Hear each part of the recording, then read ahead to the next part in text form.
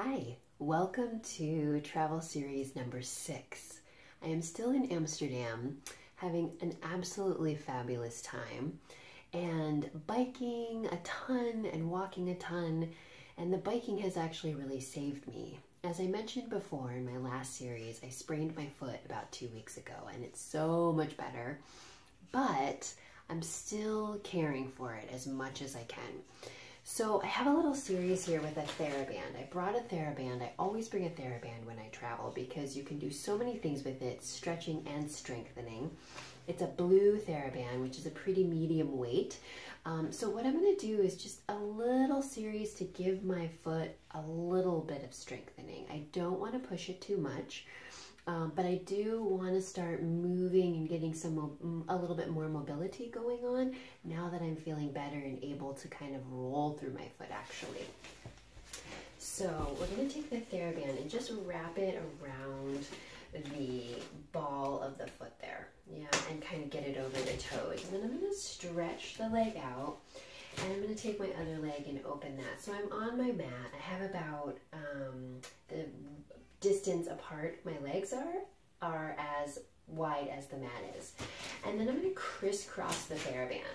So I'm sitting up pretty tall. If your hamstrings are super tight, just bend your knees, no worries. Or you can put a little towel or something underneath your pelvis to elevate you to make that hamstring soften a little bit, or to give you a little bit more range of motion. So with my foot here, and you can see it pretty well there, you're going to go ahead and just give it a little push with the ball of the foot. And then I'm going to point through the toes, as much as I can. And then I'm going to flex the toes back, and I'm going to flex the whole foot back. I'm trying to keep this leg fairly straight. I'm trying to lift and create a lot of hover up through my pelvic floor. We talked about how important that is to have that pelvic floor lifted for foot strength last time. So I'm pressing through the ball of my foot, pressing through my toes, and then pulling my toes back and flexing the whole foot. So I'm trying to get as much articulation, as much range of motion through my foot as I possibly can. So it's doing pretty good. I really want to make sure that I'm pressing directly down through the center of my foot. So almost as if my foot had its own spine. I want to think about pressing and rolling through that middle spine all the way down the center of the spine. And then same thing when I come back, I'm pulling back. So my foot doesn't deviate or wiggle as I reach through, my whole foot. And then I'm going to do that several times, and then I'm just going to take some really super baby gentle circles. And circling after a sprained foot can be precarious, so you want to make sure you're ready to do that. There's no pain. I'm feeling no pain, 0.0 pain.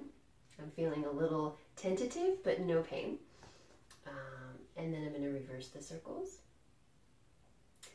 And so when you're ready, if you're coming back from an injury, you always want to really go with your gut. And I know that a lot of times we try to push because we want to do more than we should. But take your time healing. Take care of your body. It's important. And do what you can when you can. See you next time.